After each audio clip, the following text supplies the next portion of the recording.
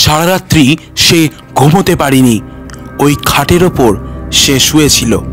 হঠাৎ মধ্যরাত্রে তার মনে হলো কি যেন খাটটা নাড়াচ্ছে।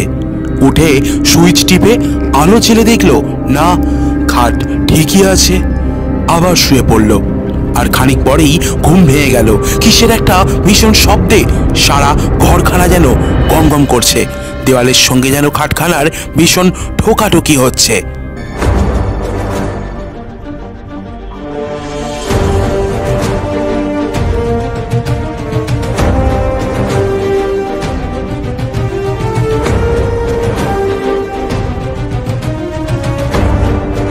নমস্কার, আমি লোকনাথ।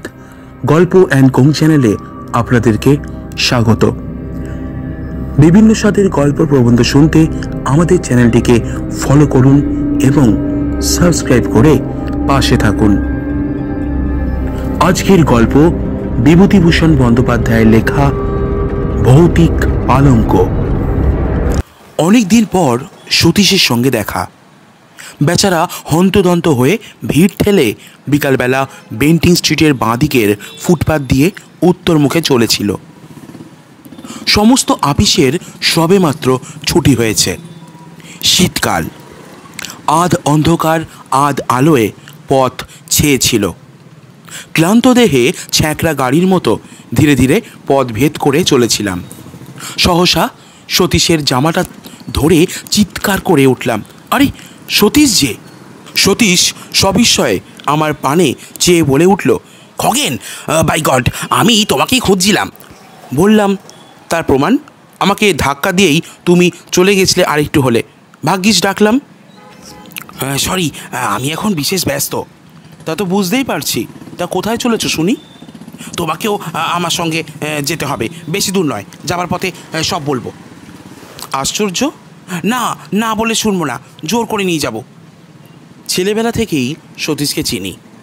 কথা অনুযায়ী সে কাজ করে, আর শরীরে কিছু বল থাকায় প্রায় ক্ষেত্রে সে বল প্রয়োগ করে স্বার্থসিদ্ধি করতে ভোলে না। অগত্যা তার সঙ্গে যেতে হলো।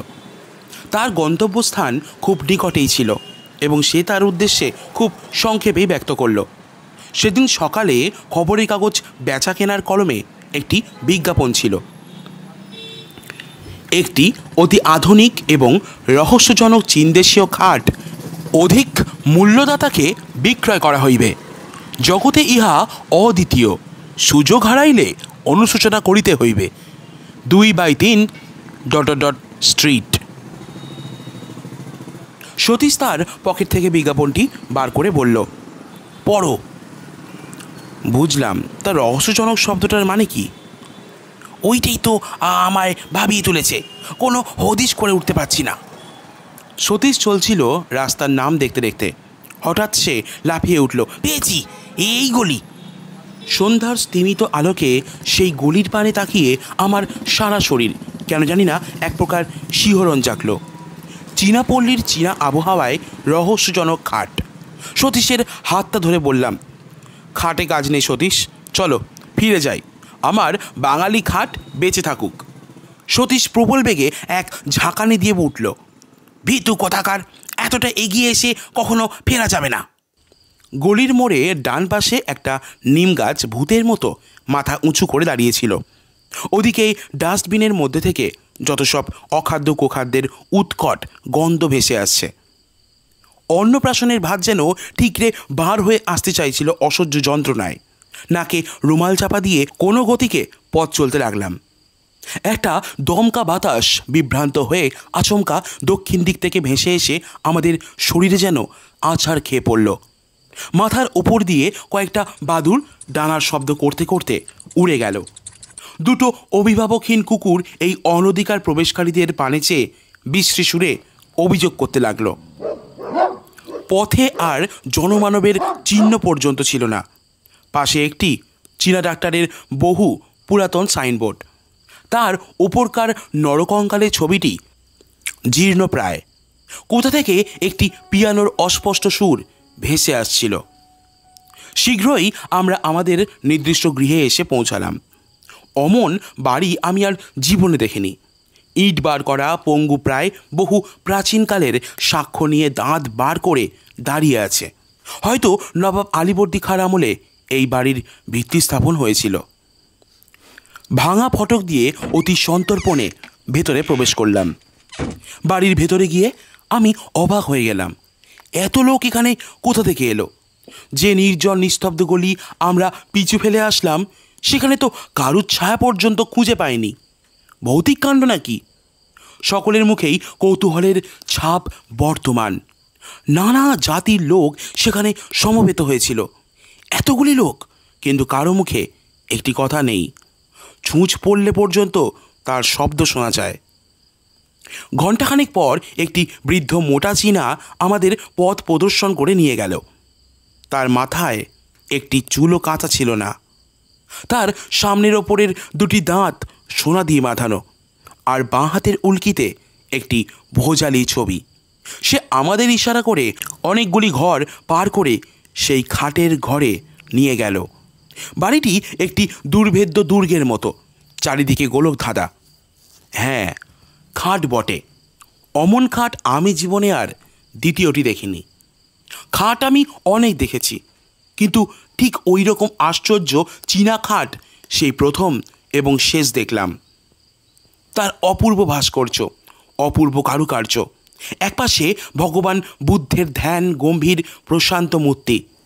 আয়তনে খাটটি বিশেষ বড় নয়, দুটি মানুষ বেশ আরামে শুতে পারে।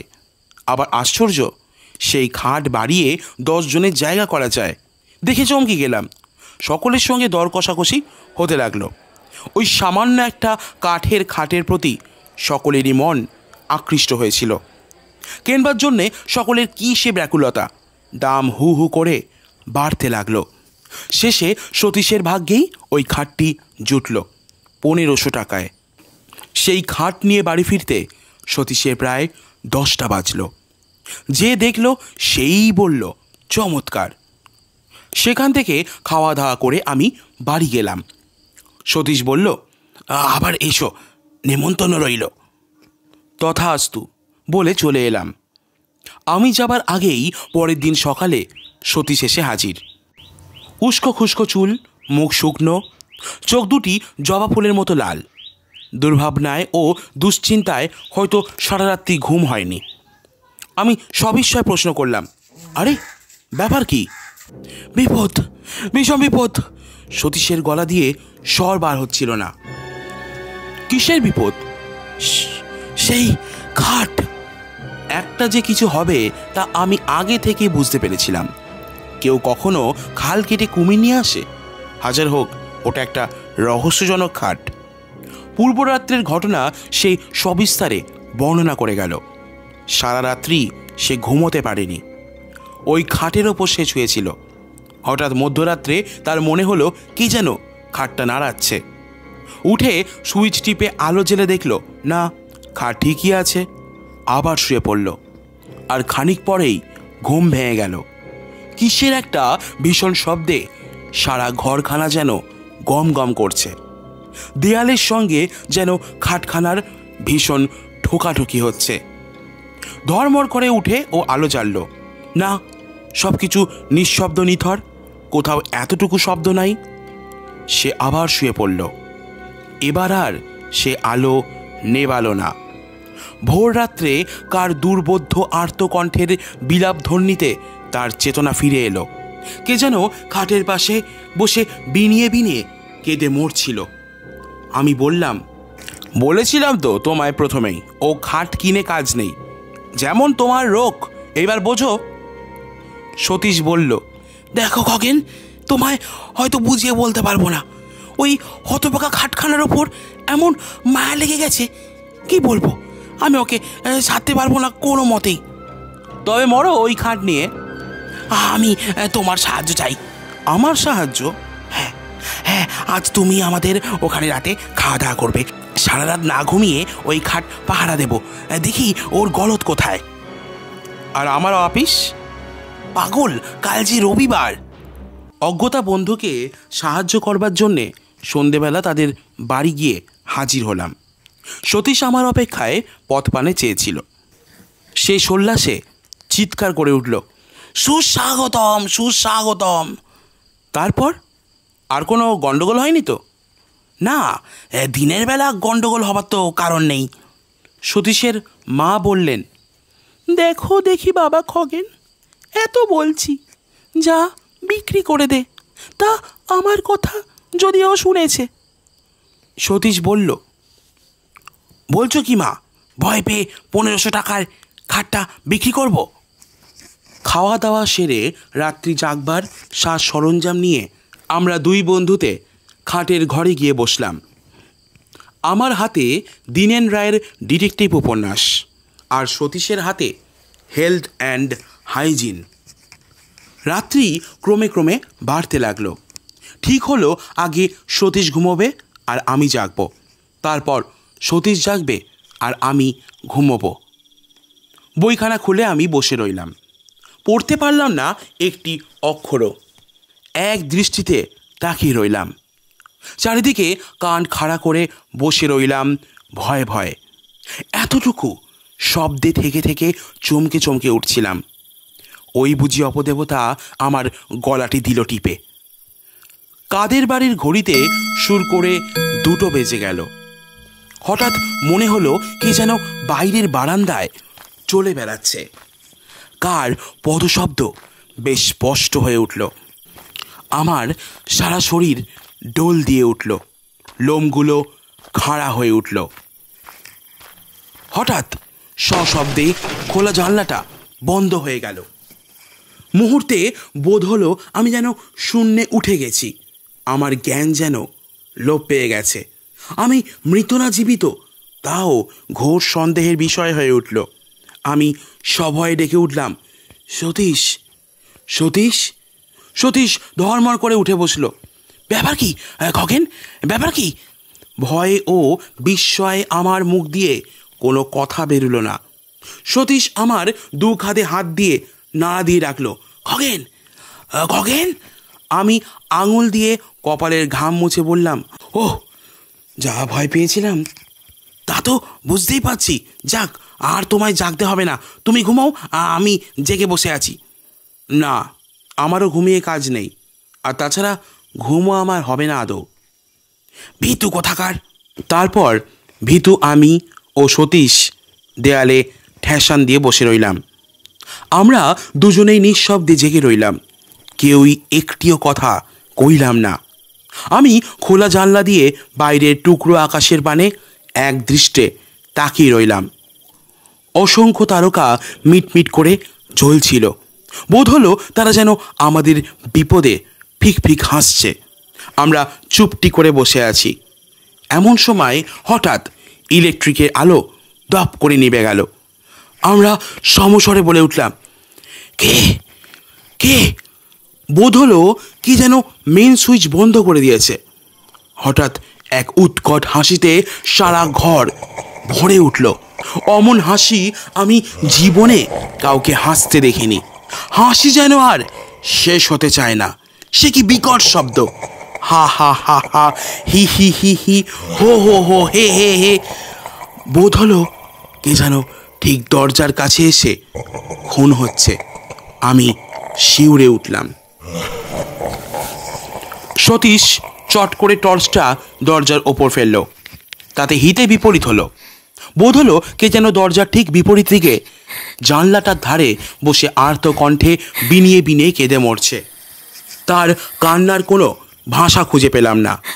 কেবল একটা করুণ সুর সারা ঘরময় ঘুরে ঘুরে মরতে লাগলো। তারপর সেই খাটের ওপর গিয়ে সেই বিলাপ ধ্বনি আর নড়ল না। তার কান্নায় যেন খাটটা ভিজে গেল। সেই অবদ্ধ ভাষার সকরুণ বিলাপ ধ্বনি চিত্তে এমন এক অজ্ঞাত বেদনার সঞ্চার করল, যার ফলে আমাদের সমস্ত শক্তি যেন ক্রমে ক্রমে লোপ পেতে লাগলো। মনে হলো কি যেন ক্লোরোফর্ম দিয়ে আমাদের অজ্ঞান করে দিচ্ছে। আমরা যেন ধীরে ধীরে অচেতন হয়ে পড়ছি। সতীশের সাহসটা ছিল কিছু বেশি, তাই সে খাটের ওপর টর্চ ফেলে গর্জে উঠল, কে কে ওখানে?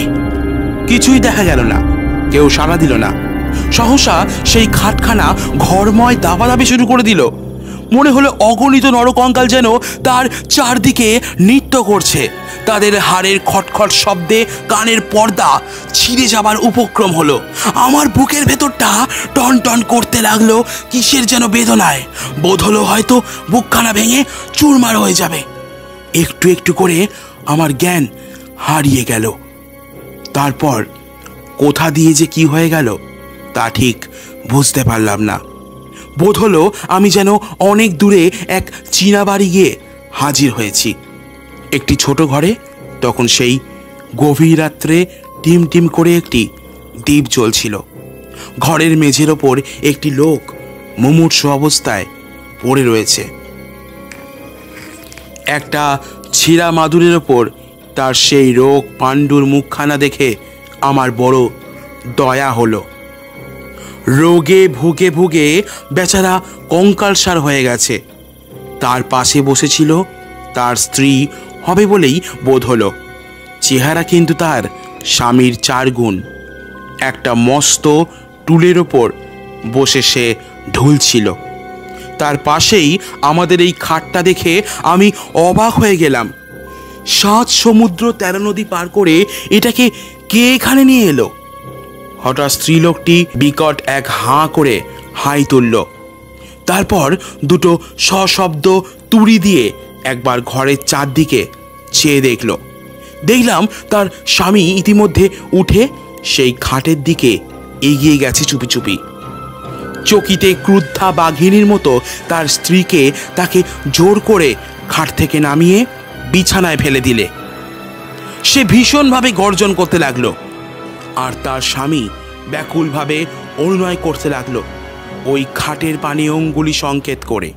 বোধ হলো সে চায় খাটে উঠতে, কিন্তু তার স্ত্রী তাকে কিছুতেই উঠতে দেবে না। উত্তেজনায় কাঁচতে কাঁচতে তার মুখ দিয়ে এক ঝলক রক্ত বেরিয়ে গেল। আমি শিউরে উঠলাম। তারপর লোকটার মাথাটা বিছানায় লুটিয়ে পড়ল, আর সে উঠল না।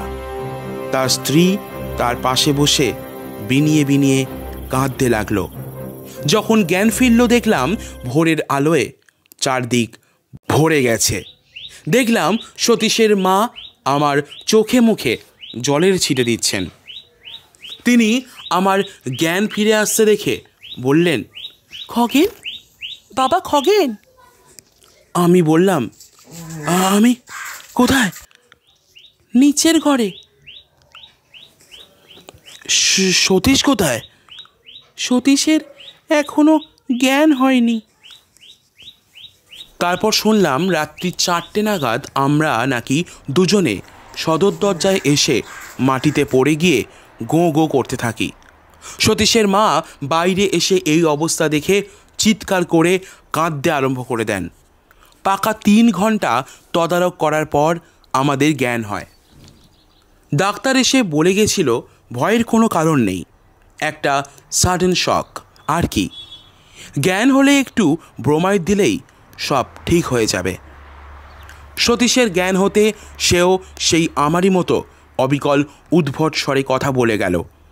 আমি বিস্ময় সকলের পানে তাকিয়ে রইলাম। সতীশের মা বললেন, আগে ওই স্বপনে সে খাট বিদায় করো বাবা। খাট বিক্রির একটা বিজ্ঞাপন দেয়া হলো। পরের দিন বিকালে অসংখ্য লোকে বাড়ি ছেয়ে গেল। খাটটা বিক্রি হলো শেষ পর্যন্ত 2000 টাকায়। এক ইহুতি সেটা কিনে নিয়ে গেল। যাক, মাছ থেকে কিছু লাভ হলো। বিক্রি না হলে শেষ পর্যন্ত হয়তো ওটা বিলিয়ে দিতে হতো। এখনও মাঝে মাঝে সেই রহস্যজনক খাটের কথা ভাবি। একবার মনে হয় সেটা এখন কার কাছে আছে, খোঁজ করি। সেই অতৃপ্ত আত্মা যাকে তার দুর্দান্ত স্ত্রী কোনো ক্রমেই ব্যাধির ভয়ে খাটের ওপর জীবিত অবস্থায় শুতে দেয়নি, সে কি আজ তৃপ্ত হয়েছে? না, এখনও সে ওই খাটের পেছনে প্রতি রাত্রে ঘুরে ঘুরে মরে, কাউকে ওর ওপর শুতে দেব না বলে।